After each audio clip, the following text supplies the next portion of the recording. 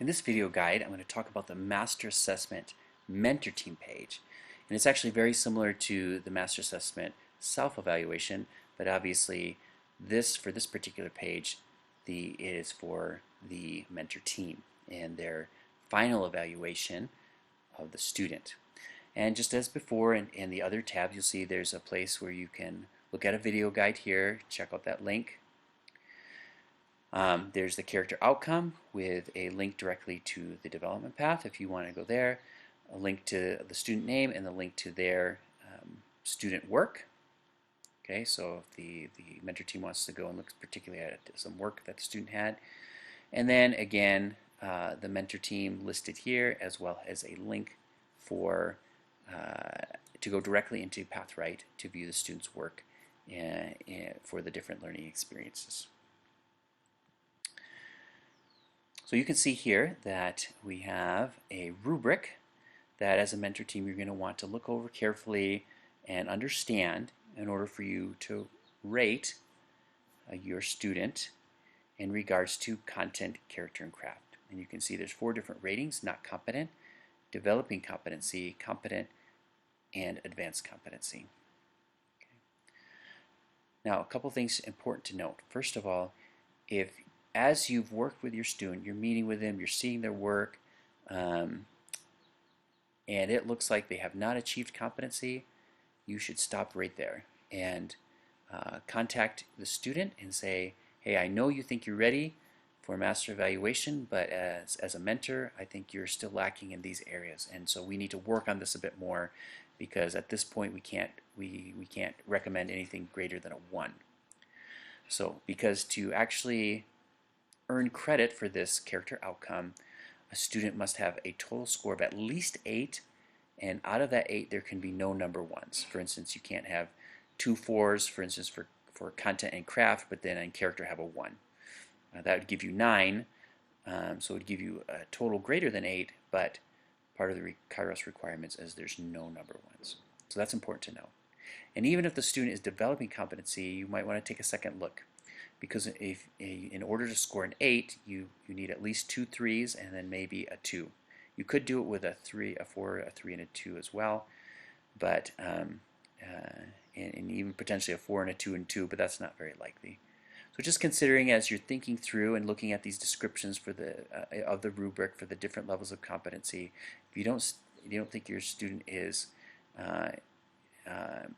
more in the area of competent, then stop and have that discussion with the other mentors, as a mentor team as a whole, and with the students to ensure that the student actually has arrived at competency. And so one way to help you guide your thinking in the process, you'll see here are some other resources for you as a mentor team to consider. Okay, there's a video here to explain the master assessment process. So if you want to click on that, you'll see that'll bring you to a video. It's about 4 minutes long. I'm not going to go through it, but you'll see that there's a video to help explain it. There's also a document that gives you some instructions about the master evaluations, kind of walks you through a bit of the process. But I'm talking through with you a lot of that in this video. And one of the most important tools that's going to help you in this process is this post-outcome evaluation. So this is actually it's a summary of the competencies and the objectives. And as a mentor team, you can go through and think about the different competencies and objectives and actually rate the student. And as you rate the student, it's going to come up with a total here and help you come up with a particular rating, number rating for the student. Now I'm not going to go into a lot of detail because I'm going to do another video on this when I come to that section. Okay, but it's a tool to help you come up with a numerical rating for your student. Okay, so as a mentor team, let's go through and you decide this person, they know the content really well, and so we're going to give them a 3, competent. Okay, let's say character, they're displaying some good character qualities, but they're still maybe lacking in a couple things that you might be concerned about, and quite enough to help them arrive at competency and related to this character outcome. Let's say they can really put into practice well the content, and so we're going to give them a 4. So you can see it's a total score of 9, and it's 8 or higher, so they've met that requirement, and there's no 1s, and so that would mean that the student has achieved competency in this character outcome. Okay. A few other things to note: you'll see that the name of the student is here. The score is calculated automatically here as well. We have the character outcome. The mentor team is here. And one thing that I would encourage you to do as a mentor team, I know a lot of things are done online, but even if they're not done online, if you could take a recording, if you're in a situation where you can actually physically get together as a mentor team and with a student, take maybe an audio recording of your master assessment, and then you can upload the recording to the Google folder for your student, and then put the link here. That way it's easy accessible. If there's a concern of the student or of the mentor, you can always go back to the recording to what was said during the master assessment. Okay. Then you'll see here, in addition to the numerical rating, just as the student had to do in the self-evaluation, as a mentor team you need to fill in with a paragraph or two an explanation, a justification for why you rated and what you did. So in this area of content, the rating was 3, and so as a mentor team you need to write an explanation and a justification of why you think the student, or why you ranked him 3. Okay. Same thing with character. The mentor team ranked him 2 in this case, and then you need to explain why you rated the student a 2.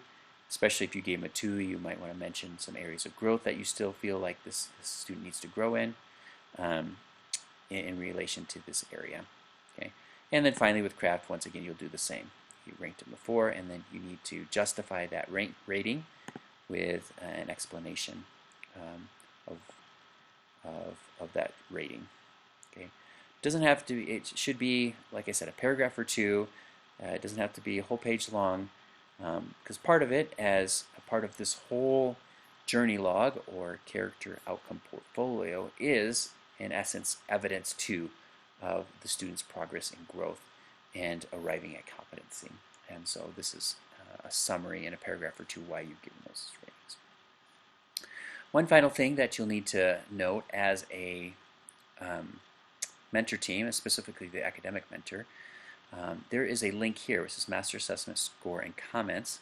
If you click on this link, that will actually take you to the form that needs to be filled out by the faculty mentor or the academic mentor to finalize the master assessment.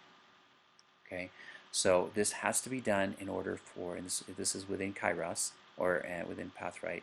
I guess it's just a Google form, but this is what finalizes the master assessment in the eyes of Kairos. Okay, so if you do this whole process but fail to basically log it in with Kairos, then it's not noted and they have no record of it. So you want to make sure that you go through and fill this master assessment submission form in for the student once it's complete.